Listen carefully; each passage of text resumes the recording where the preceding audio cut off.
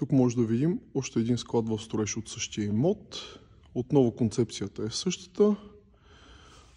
Лека конструкция, студено огънати профили по система на фризомат, шлайфан бетон, една входна секционна врата в склада.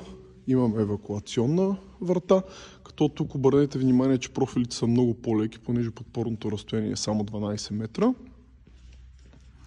Може да видите мецанина.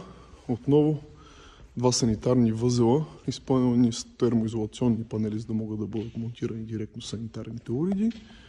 И на втория етаж може да видите офисите, които в момента се изграждат с гипсокартон.